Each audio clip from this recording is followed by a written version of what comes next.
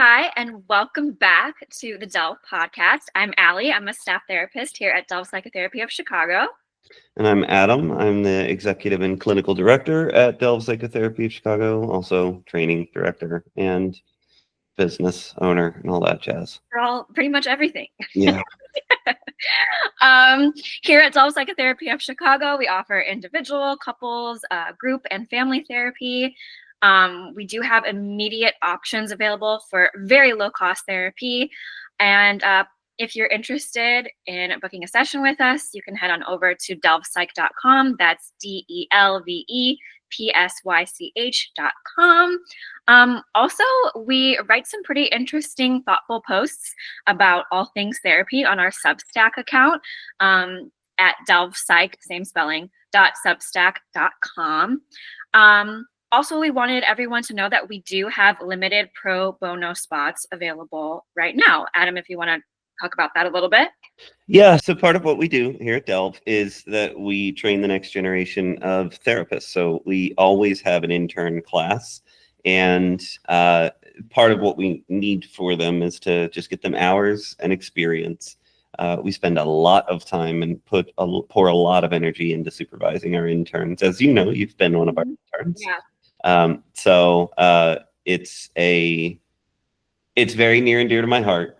So part of what we're trying to deliver in terms of trying to ensure that our interns get incredible training, but also that I think the people in the public can get really good access to good therapy when they don't necessarily have the finances to be able to afford it. We do offer some limited pro bono spots. So please reach out to us. Let us know if you're in a situation where therapy is needed, but maybe not affordable.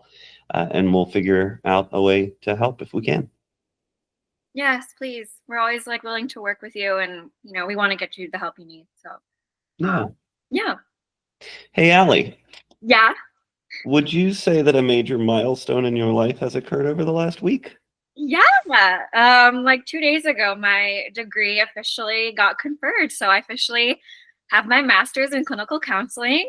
Congratulations. Thank you. I'm so proud of you, truly. Thank you so much. I'm very excited. It was one of the hardest things, if not the hardest thing that I've ever accomplished in my life. So I'm very proud of myself.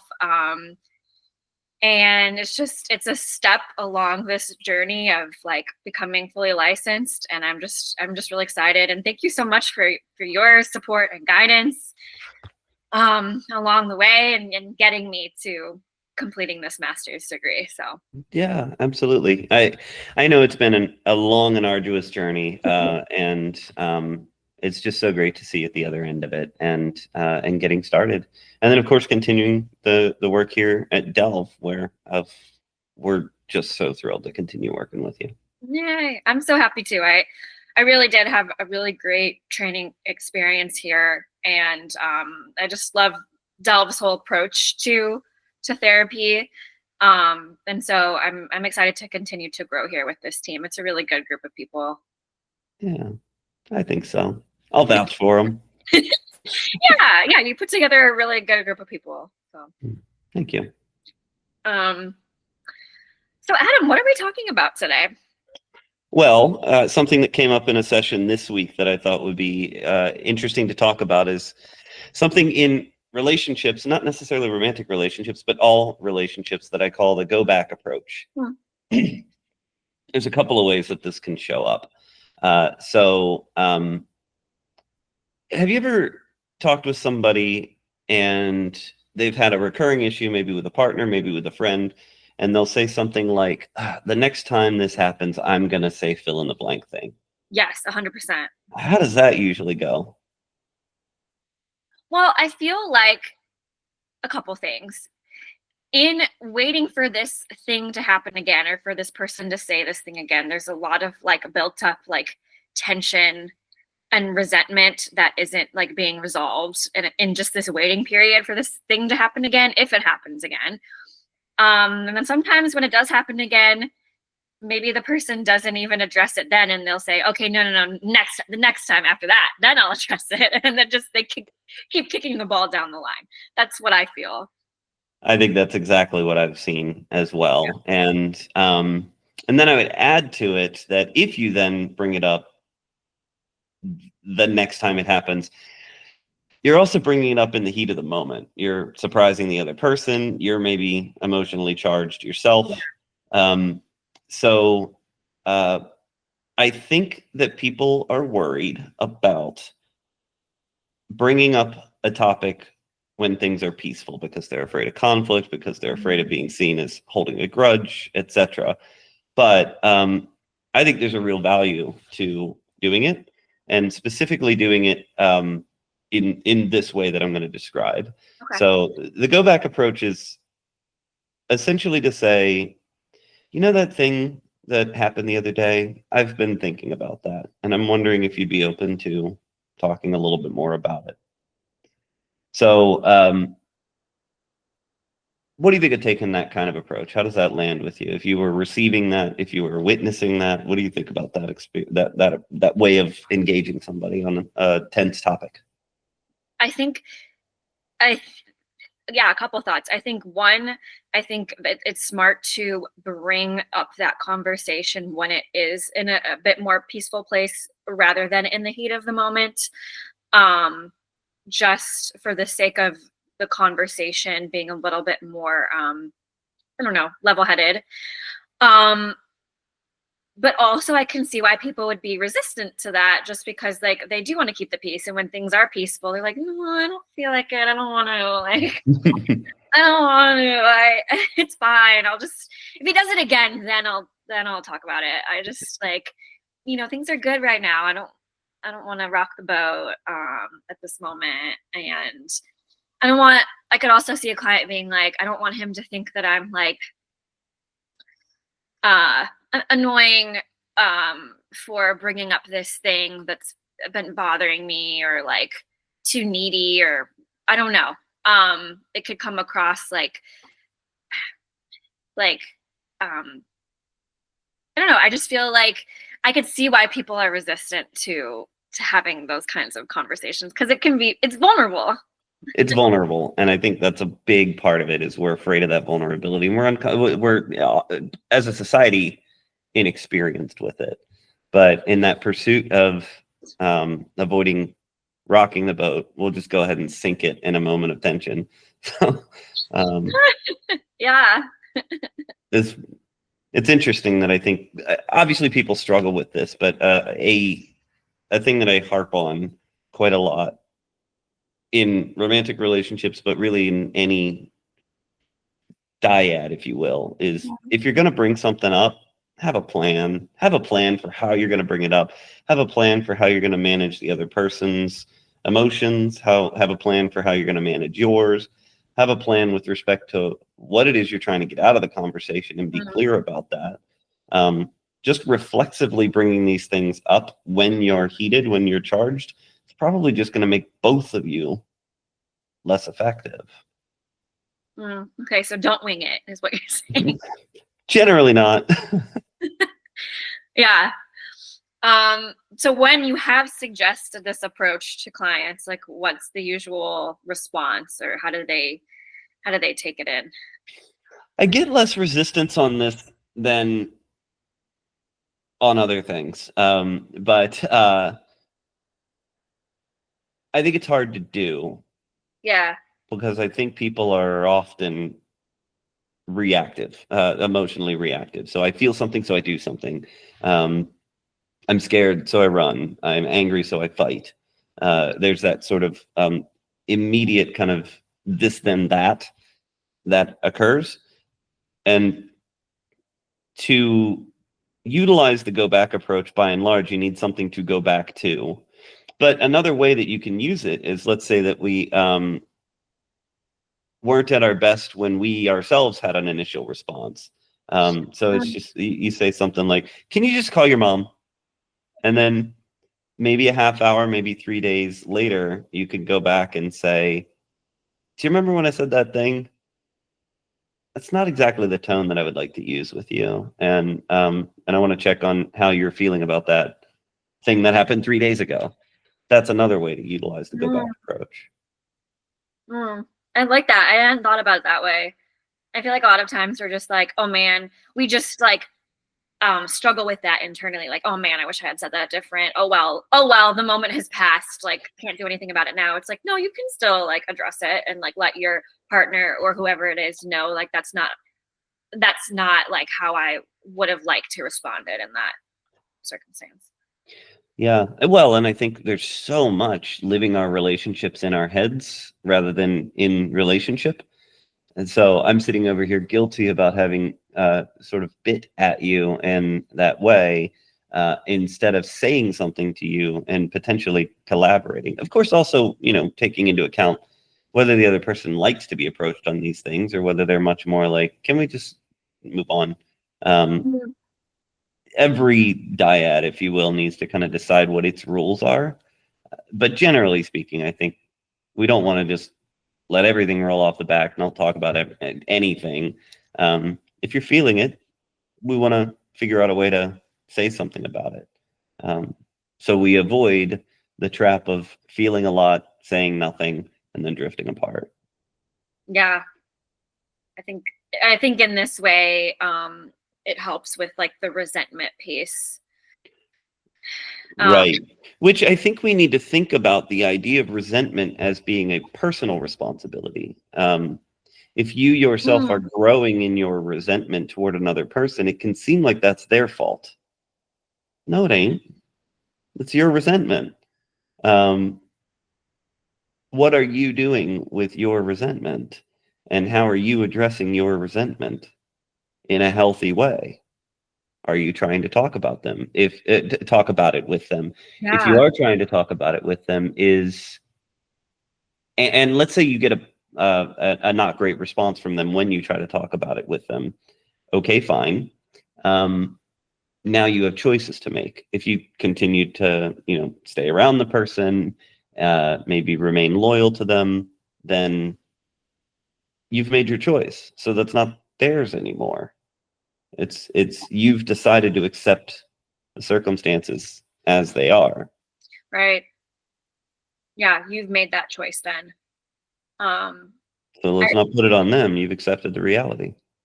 yeah, I've noticed that too in my work with clients. The idea of like taking, like, actually like owning your choice to stay in a certain relationship, um, versus just passively being like, well, this is what it is. It's like, no, like, own your like, you're making that choice, you're owning that choice. Or I'll hear a lot of, it is their fault that I'm unhappy. Maybe that's masked, but it's their fault that I'm unhappy. Do something. If you're choosing not to, then that is your choice and that's your prerogative. But now that's you agreeing to the terms that the other person has set. I don't think I've talked about this on the 3 previous episodes of the podcast, which that's super cool, by the way, that we're already on episode 4. But regardless, um, there's a book about workers' rights and the way that a disgruntled workforce can approach its leadership, its bosses, um, what its stance might be toward that leadership. And that sounds like a non sequitur, but the book is called Exit Voice Loyalty. Okay. Um, and essentially, they outline if you are a disgruntled workforce and you're unhappy with your bosses, then you essentially have 3 options. You can leave, you can say something, or you can shut up and stay loyal. Yeah, And I think they've accidentally written a psychology book 100%. because I think those are the options. I think that if you're in a situation in which you're unhappy with what's happening around you, especially with another person, those are your choices. Leave, stay and shut up, or say something. Yeah.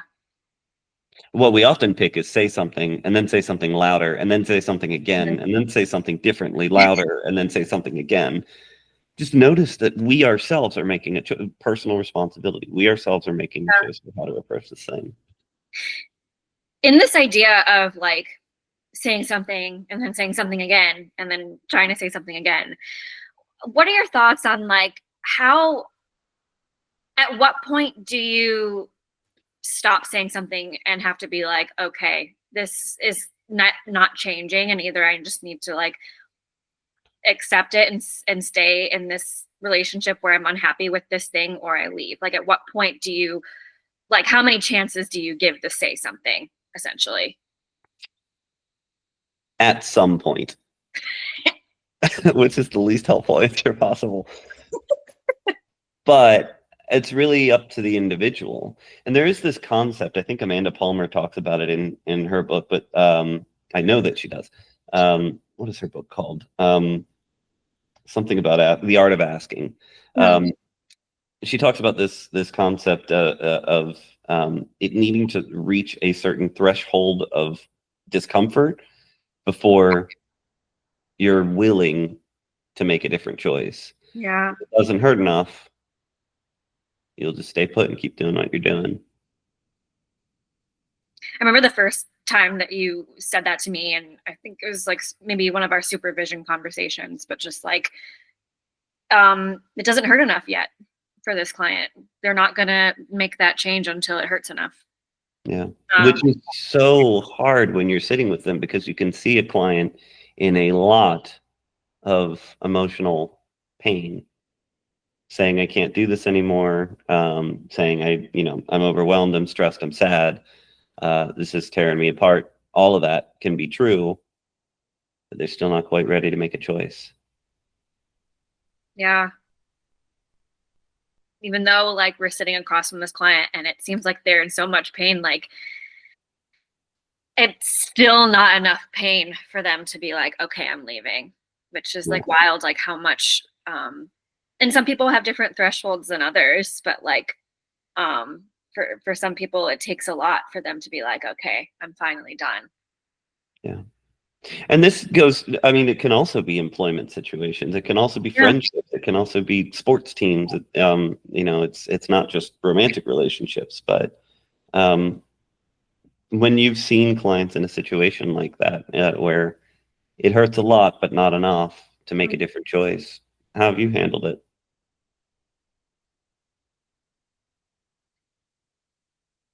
I sit with them, and that hurt. I think it's important for their autonomy that I'm not like pushing them to make a certain choice. But I also think it's at those moments where it really, really hurts, but like they aren't quite there yet to leave or make a big choice. I think in those moments, like you can explore with them the choice of leaving. Just put it on the table and see what comes out. Yeah. Yeah. I think it's fair game always to talk about the options. I also agree with you that we're not trying to push toward one. And if we are, it's as an exercise, not as a choice, you need to go do this. You have to do this thing. I'm telling you as your therapist. No, like, Yeah. Yeah. Oh, go ahead. No, please. No, I was just gonna say, I really love the whole, just to tie it back, I really love the whole concept of this like go back approach, and having a plan, and coming into the conversation in a peaceful moment, not in like a really overly heated moment, not waiting for the next time it happens. I think that can be a really practical tool that people listening can employ in their own relationships. Yeah. Well, and I also want to talk about the go back approach as an option for things like ritual and celebration.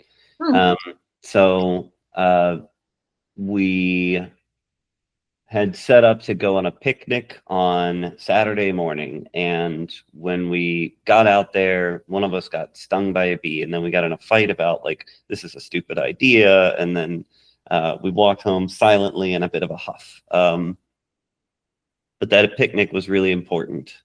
At least somebody in the relationship thought the picnic was really important. Go back on Sunday. Just do it again. Do it again. And when you're there, say, this is the picnic I wanted to have with you.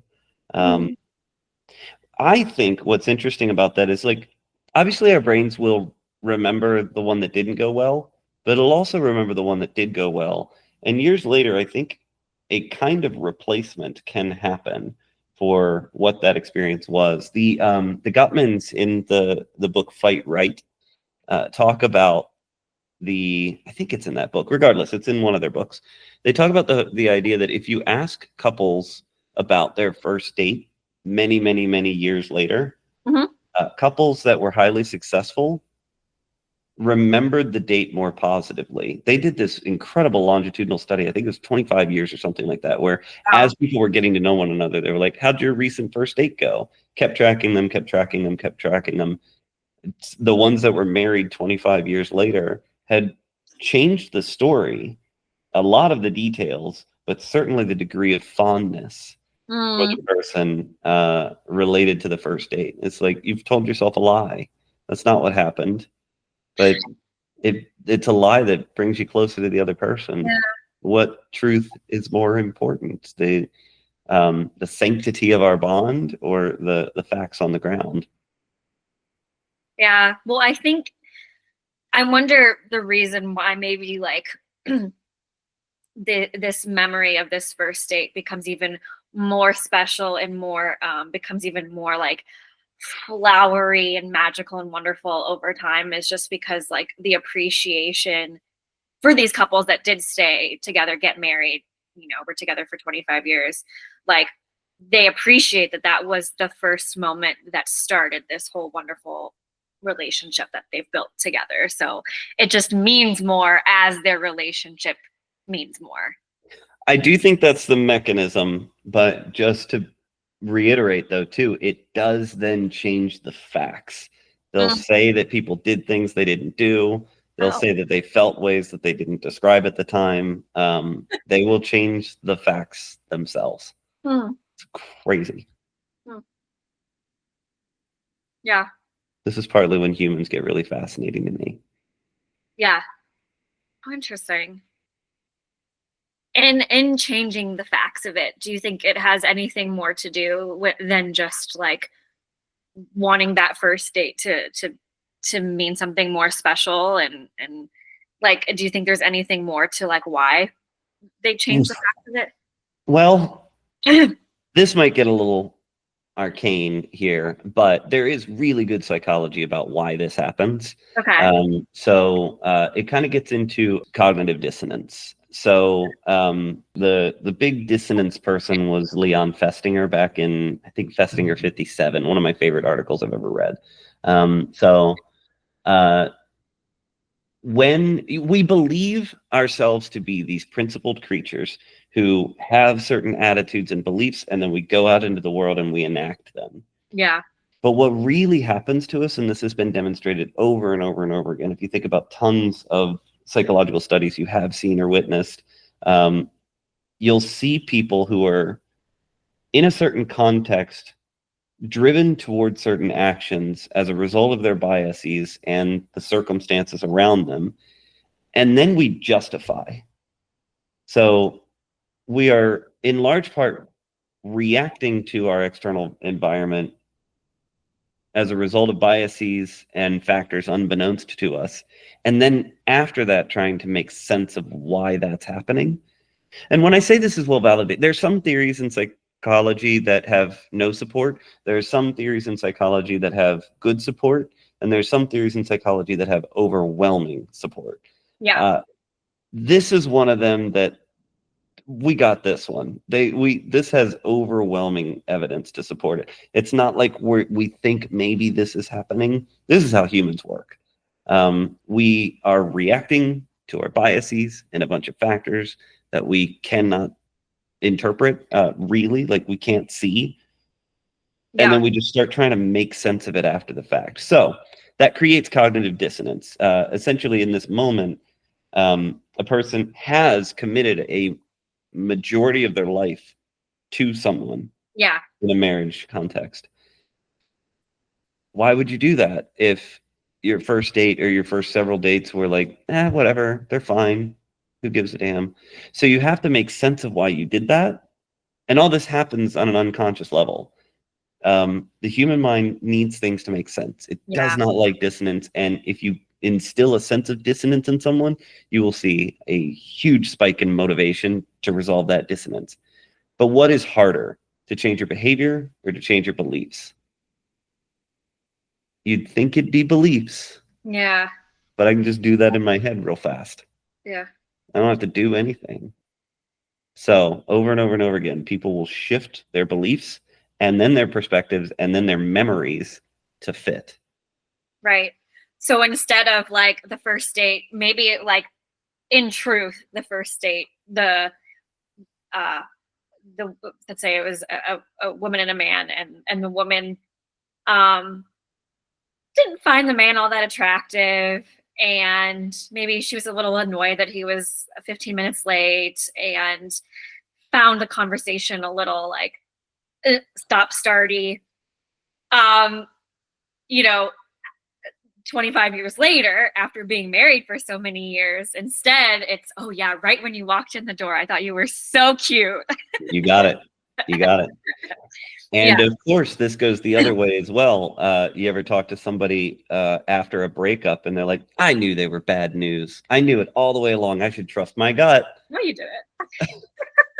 You were there making your choices in the Yeah. moment based on what you were seeing in real time. Yeah. Oh, that is fascinating. We're weird. People are weird. Okay. For the rest of this podcast, I was wondering, Adam, if you would like to do a little therapist client role play. I would love to. I wouldn't love to. I'm nervous as hell about doing this, but I'm going to do it anyway. Because I think it's vulnerable to expose to the public and to my colleagues the exact way that I go about things. Uh-huh. So there's, my little imposter syndrome can come up here a little bit, but I think we can work through that, and I think I can. I think I can try to show some of my approach, hoping that if people have alternative views of alternative ways of doing things, that we again kind of go back to that idea that there is a lot of ways to do this. Yeah. And I hope we're all learning from one another. Take from what you see me do that you like, and steal it. And I would love to watch you out there, dear therapist listener. I'd love to see how you do it, because I could probably learn a lot from you too. Yeah. All right, let's do it. So I've been tasked with coming up with a client that will be difficult for Adam. So, Yeah, I have a few ground rules for this. Yeah. Firstly, I think usually when therapist role plays happen, one, I think that the focus tends to be very much on technique. I'm going to focus on relationship primarily, but technique as well. Second, I think they tend to present a client that, for lack of a better phrasing, fixes easy. And that ain't real. That's not reality. So I've tasked you with being intransigent. Make this hard on me. Not so hard that I never land anything, but we want this to be kind of a recurring character that we keep revisiting. So I don't fix much of anything. Firstly, therapists don't fix anything. I'm speaking glibly, or loosely, but nothing here gets better immediately. This is a hard road to hoe. I've also asked you to make sure that this character is entirely fictional, not based on any real relationships. So we're not referencing a client that you know. We're not referencing your own life. This is truly fictional, pulling on your improv skills for sure.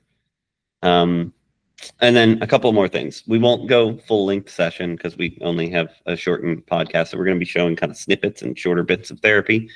I also have no backstory, no intake paperwork for this client whatsoever, no nothing.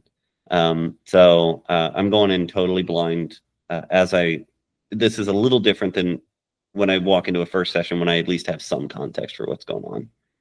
And then my last note, I'm going to make mistakes. I'll have missteps, misunderstandings. I might even lose attention or focus, as a therapist does sometimes. I'm not going to edit that stuff out. If I make a mistake, I'm going to try my damnedest to keep it in there and let y'all see it, because therapists make mistakes. And these super polished videos where the therapist is just absolutely pristine, I don't want to see take 21. I want to see take 0. So we're going to try to live up to that and let you see a therapist screw up and have to figure it out and sort it out with the client. Love it. Okay. So I guess we'll just go ahead and start. You have a client in mind? Yeah. May I just know the client's name and I'll start us off? Kate. Okay. Hey, Kate. Oh, sorry. Quick timeout. I'm also going to say I'm not covering things that we would cover in the beginning of a therapy session, which would be limits of confidentiality, risks to confidentiality related to telehealth, any of the kind of standard policy procedure related things. I'm not covering those things. But if you are a therapist listening to this, informed consent is important, and making sure that you talk about limits of confidentiality clearly, making sure that you talk about the risks to doing therapy via telehealth clearly are very important. Please don't skip those steps. Hey, Kate, I'm Adam. It's really good to meet you. Thanks so much for coming in, and I'm curious, why'd you book with me and how can I help? Yeah. I feel like I am stuck in life and I don't really know where to go from here. And like, I don't want to feel this level of depression every day that I do, but I don't know how else to move forward. I don't know how to like see my circumstances any better, so that I can feel better in the day to day. I just feel like nothing in my life, in any like aspect of my life, is going well. Not in dating, not in career, not just financially. I'm not where I want to be. Um, in my early 30s, I feel really behind a lot of my friends. Um, Basically, I've been trying to pursue a singing career for the past, well, I graduated, it'll be coming up on almost a decade, from graduating and me trying to pursue being a singer. And basically, I just have had terrible luck and I haven't been able to gain any traction. Um, no one wants to sign me. I know in my heart that I'm a damn good singer and I'm talented and I'm worthy. And like, damn, like I just want people to like hear my art. And it just seems like the powers that be, the record labels, the people, the gatekeepers, like they have my future in their hands. Like I can't meet the goals that I want to meet in my career, without their go ahead, without their approval, without them opening the gates for me. And so it's really frustrating, because it's like no matter how much good work I do, how much input I put into this career, the output doesn't match the level of input. Yeah. I don't know what to do at this point. It's been like 10 years of me really hitting the pavement and trying. Um, I don't see myself doing anything else with my life. If I did do something else, I don't know what even that would be. Mhm. What are you doing now in addition to hitting the pavement and trying to make this successful? I work as a waitress. I didn't want to do that for the rest of my life. I feel like a failure if that's like just all I do the rest of my life is to be just be a waitress. Um, Mm. and I feel like I focus so much on my career that like I'm single at 31. Um, I live paycheck to paycheck. I just wish some aspect of my life was going right so then I could like hold on to that. But since like nothing is where I want it to be at 31, I just feel like it's really hard for me to stay positive.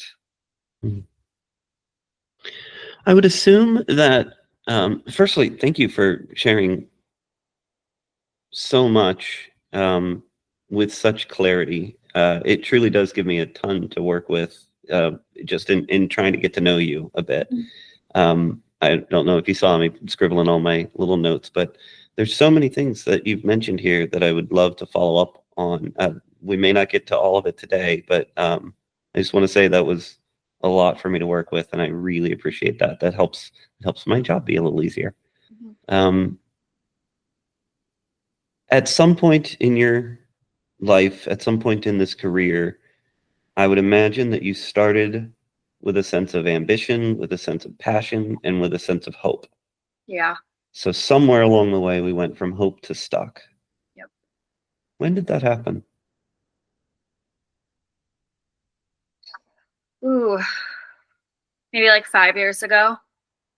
Um, yeah, I just feel like my hope at this point, my hope, my ambition, my passion is like at a zero. Like Mhm. I don't recognize who I am now versus when I first started pursuing this career. Like I feel like I was so much more vibrant and impassioned, and now I just feel like I have nothing to give.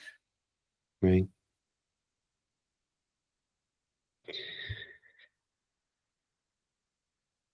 When you mention dating, career, and financial circumstances, I suspect you're saying that career is the most important of that lot. That's the thing that occupies your mind the most. Yeah, I don't want to let my younger childhood self down who like dreamed of being this like famous successful singer. Mm. I feel like I'm letting her down right now. Um but it's like, okay, well, if I can't have the career that I want, like can I at least have like a loving successful relationship? um Mm. Yeah. that's not even there. So Right. I'm also thinking about we'll touch more on that, but I'm also thinking about this idea of luck, traction, talent, worth. Those four kind of concepts. I'm wondering if you could speak a little bit more to the way that you think about those. Is this a matter of luck? Is it a matter of traction? Is it a matter of just the gatekeeping? Is it a matter of talent? Is it a matter of worth? mm, Like as you think about what makes a singer successful, an artist, um, be spotted, what's it take in your mind? I think the level of talent, I mean, if the talent's not there, then you're not getting far. But I think, unfortunately, what I struggle with is I do think there is a big element of like luck and circumstances that just happen to go your way. And I think that's what angers me and gets me riled up is like, how come some people have the luck and I haven't? Mhm. Um, Because it's luck. that's not fair. How come some people like I've wanted this so badly all my life, and it's like, why don't I get the lucky break? That Mm. that I see some other people who kind of started pursuing this career around the same time that I did. Like, how come they're getting the breaks and not me? I know I'm just as talented. I know I'm just as worthy as them. It's not fair. And what do you think about that idea of fairness?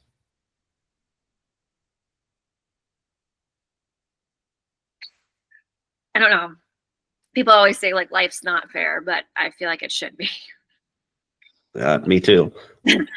It's not complying, but I feel that too. Yeah. So in some ways, I see you living in the feeling of unfairness, living in that feeling of, or that experience of bad luck. And then I almost hear a feeling of maybe powerlessness Yeah. and just beholden to these powerful others, to these unseen forces. So much of my life feels not in my control. Um, I do feel very much beholden to the powers that be for whether I have a successful career or not, whether I have a happy life or not, whether I achieve my dreams and meet my goals or not. Is all in these powers that be's hands, all in just this idea of luck's hands. Like, yeah, it does feel powerless. That's kind of how I feel right now, for sure.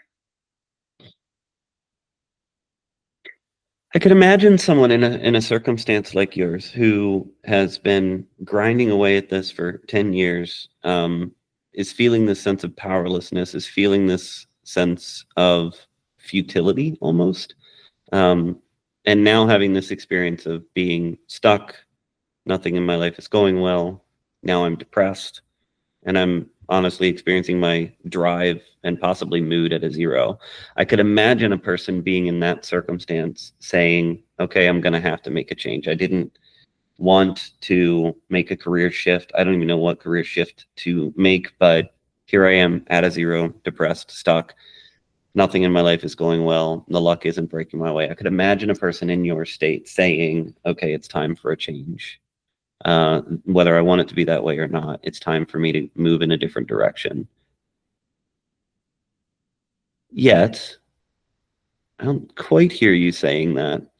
And instead, I see you've booked a session with me. Even the suggestion of like doing something else like makes me mad. Tell me about the anger. Be mad for a second. Um, like, why do I have to give up something that I've wanted all my life? Um, um, it's again, it's not fair. This idea of unfairness keeps coming up back up. Um, I feel like if I were to give up and pursue a different career, um, it's like the powers that be won. Uh, Yeah. and that pisses me off. Um, it's like it would be like they chose for me to do something different. Mm, That's how it would feel. Like I would be changing careers, like gritting my teeth. yeah. Even in a moment that could hypothetically represent grabbing your agency back from the world, wrestling it from its hands, and driving your life in a new direction. Even in that moment, it still feels powerless. Yeah, I wouldn't see it as a positive choice like you're describing it. Yeah. It's forced. Yeah, it would that would be like worst case scenario for me. That would be like my world is ending. I don't Mm, even recognize myself anymore. Like my whole plans for my life just down the toilet. Like that would be mm, the worst day. yeah. And I think I hear you saying that's not this day. No.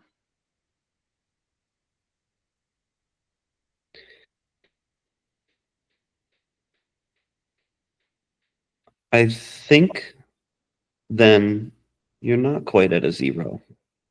Maybe you're close to it. And maybe you're feeling that sense of futility, powerlessness, defeat, Mm. exhaustion. But zero is the day that you move in a new direction, whether you want to or not. You grit your teeth, you stay mad. Day one. But you're telling me very clearly that you still have a sense of purpose and direction and no real intention to give up, right? Yes, but I don't know how I can go forward with this career where I feel like so miserable all the time and so just angry and depressed about where I'm at, and um, that things aren't working. It's like I'm not. You're right, and that I'm not like at the point of doing something different. I'm not at zero in that sense, but I also don't feel good about continuing to pursue singing at this moment either. Like, it feels really shitty. Mm-hmm. Why do it?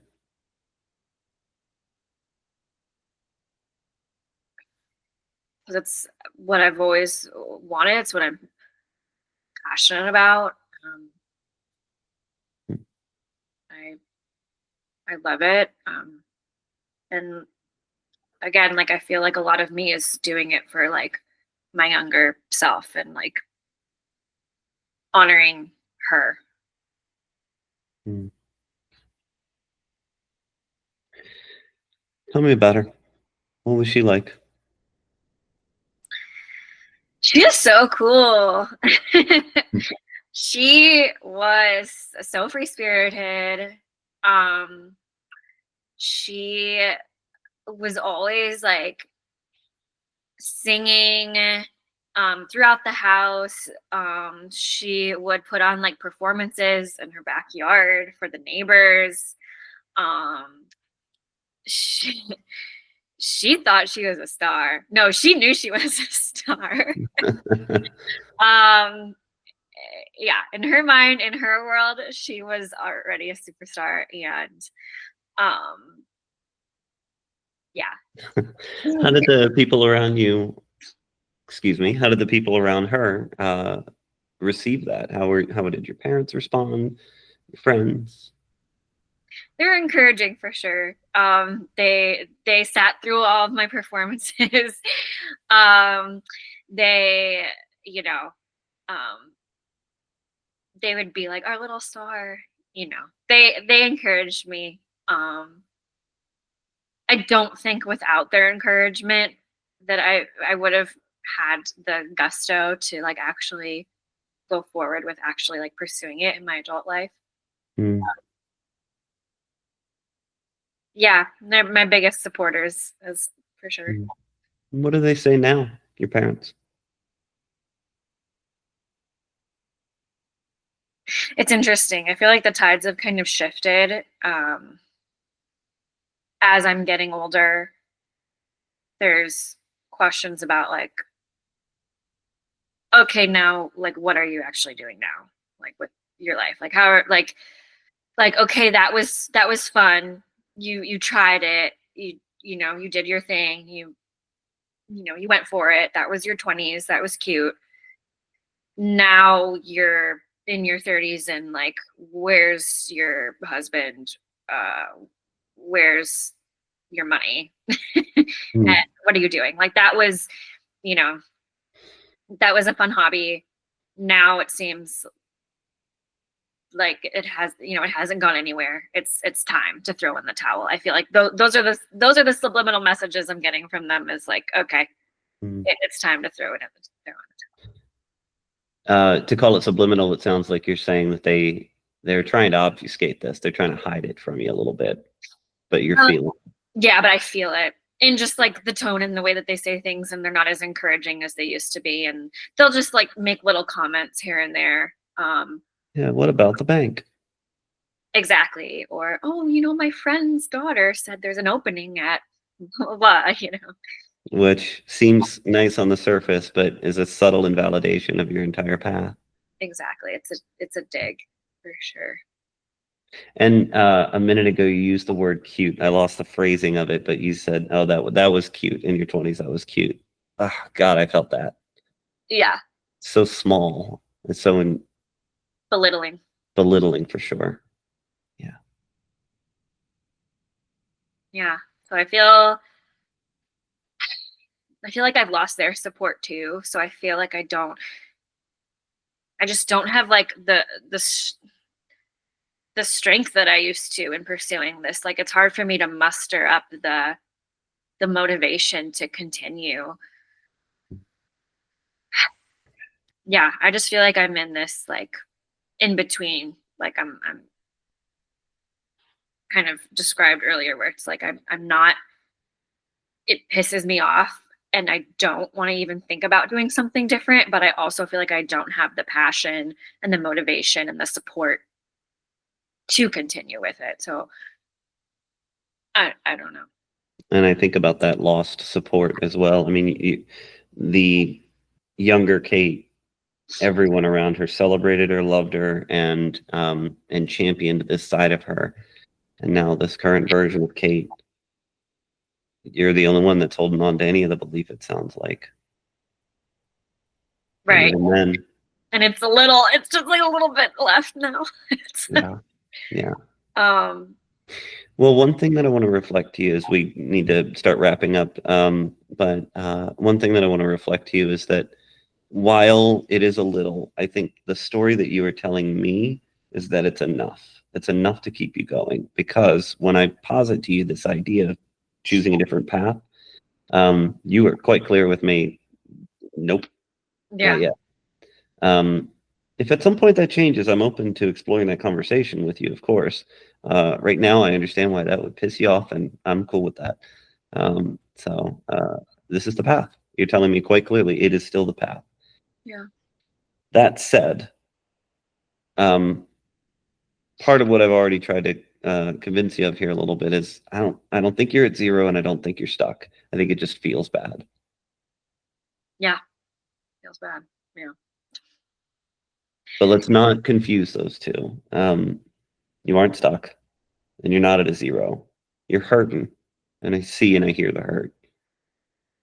But you're not stuck, and you're not at a zero. And to continue down this path is going to be tough in exactly the ways that you described. You know what you're doing. You know what this world is. There's nothing unclear here, except that there's this element of how do I live my life in the meantime. Right. As I continue to struggle, as I continue to toil away at a job that I don't like in a field that seems to reject me. How do I continue that toil? That I think I can be helpful with.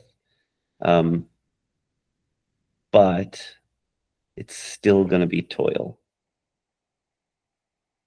Yeah. I'm not looking to forward to more days of feeling like this. Even that phrasing's a little interesting. If I can kind of tease part of my idea here, you don't need to look forward. You need to live in the present moment. This is, you know that this is going to be a difficult experience. It's just a difficult experience that you've chosen. And so in any given present moment, we can talk more about the kind of mentality here as we have time to work together. But in any given present moment, you're making a choice. And it's sort of this idea of continuing to commit yourself to this pursuit on any given day. You know, why go to auditions? Why put together tapes? Why continue to work with a coach or produce your own work? Why do any of that? Right. Every single day you set out to do something of that nature is a recommitment to the path that you put yourself on. And there are some days when you won't make that choice. But we as humans love to tell stories about what we're doing. And so if you string together 3 days in which you haven't, done much work on your singing career, it's easy to start spinning a tale of, see, now I'm letting it go. I have no motivation. It's easy to kind of tell that story. Alternatively, day 4 comes around. We're now in the present moment of day 4, and you have another opportunity to decide that day whether you mean to commit yourself to it or not. Yeah. I'm taking it day by day, And I essentially. hope that what you hear me saying in all of this is this idea of powerlessness. In some ways, you are, in terms of the ultimate, acceptance into the gates opening, if you will. There's some degree of that is luck, and to call it luck is to kind of seed that ground and say it happens or it doesn't, but there's not anything that I can do about luck. That's what makes it luck. You still retain power over your actions. You still retain power over exactly how you spend your days and exactly how you work on this particular craft, as well as the other aspects of your life that you brought up. So there is no they won. There is just you choose. Hmm.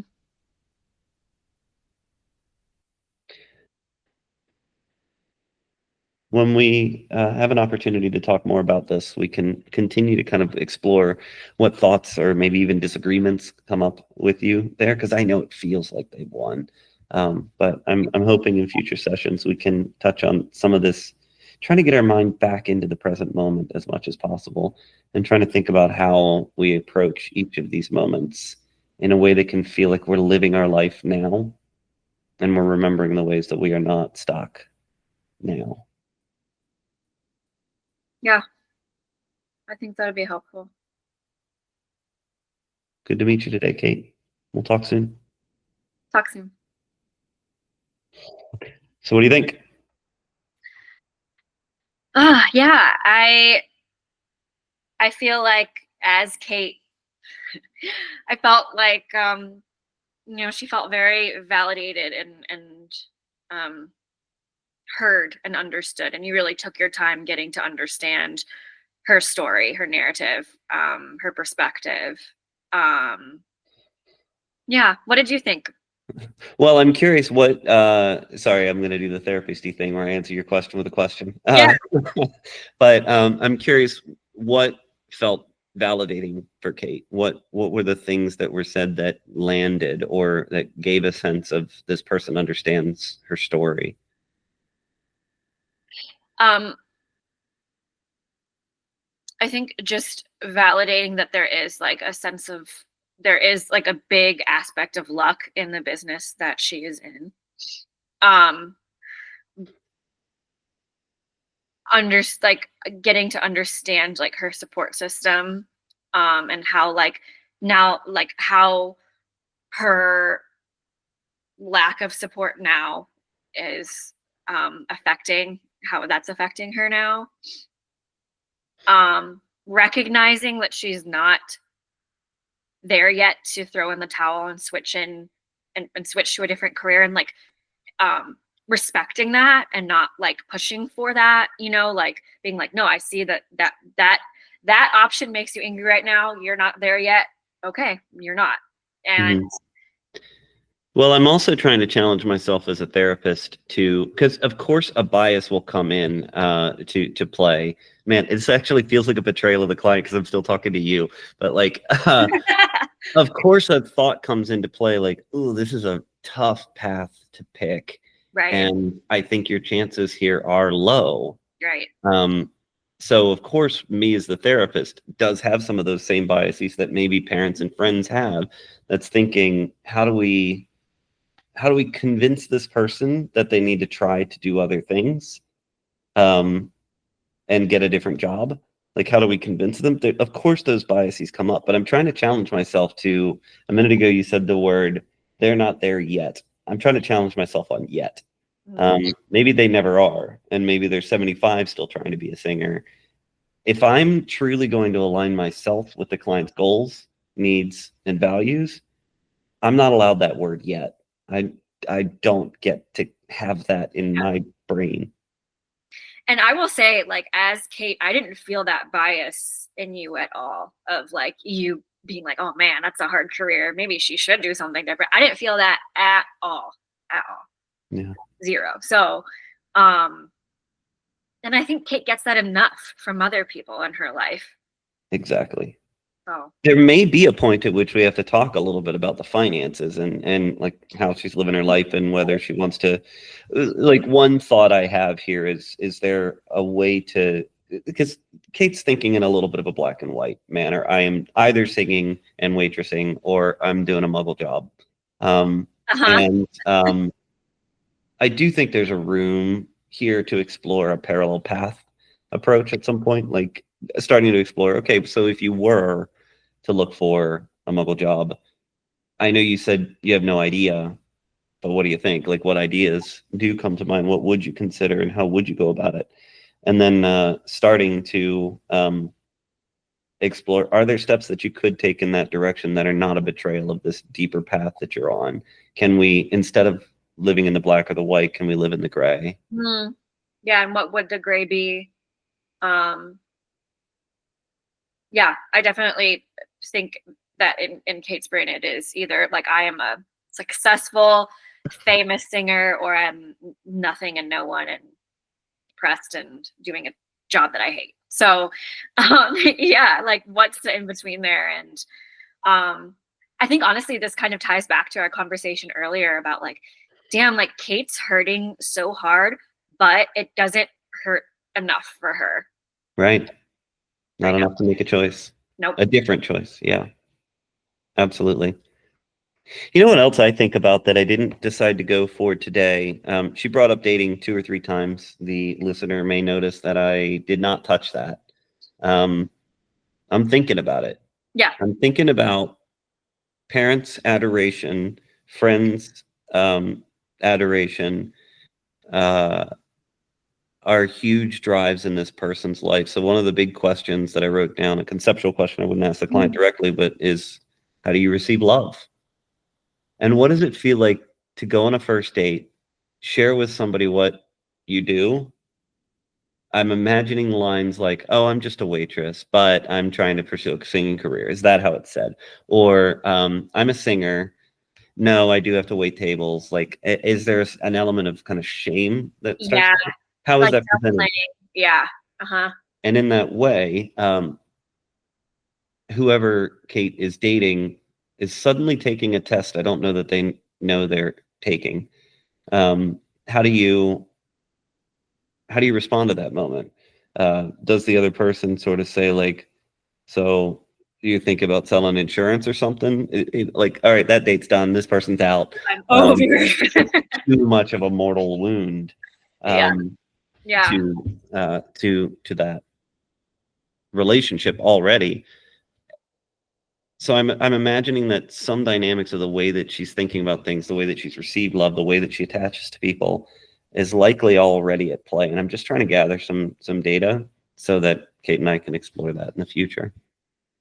That's a really interesting thing that you picked up on, like based on like how when she was younger, how her, her parents, adored her and praised her and everything, and how how that how that shapes like how she receives love now and interacts with it in her adult life. And yeah. Because whoever's going to successfully love Kate needs to adore and needs to support. But there may be some strategic ways in which we can teach them to do that. Yeah.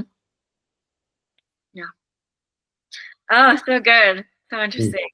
Yeah.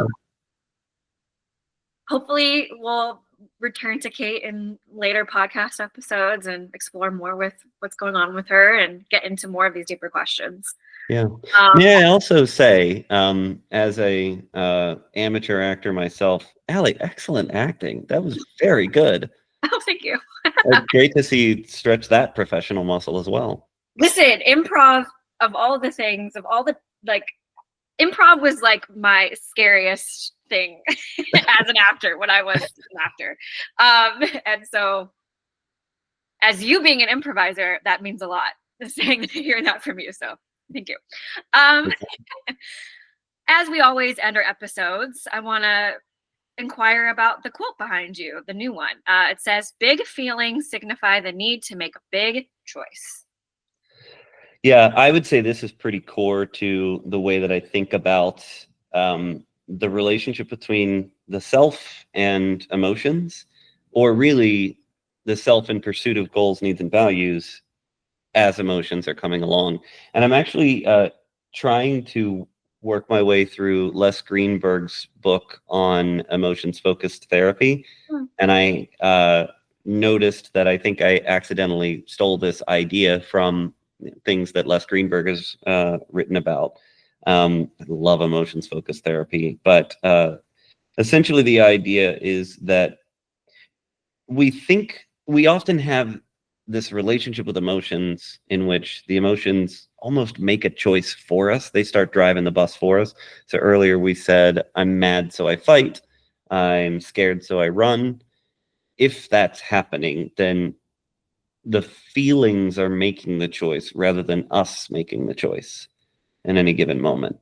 And there's this concept of reacting versus responding to emotion. To react to emotion is to try to rid yourself of an unpleasant one or cling to a pleasant one. But in both of those cases, the emotion's driving the bus. It's in control. And our goals, our needs, our values are gone in that moment. So to respond to emotion is to hang on to the emotion and then make a choice that may be inconsistent with that automatic drive, to make a choice that pulls us in the direction of goals, needs, and values.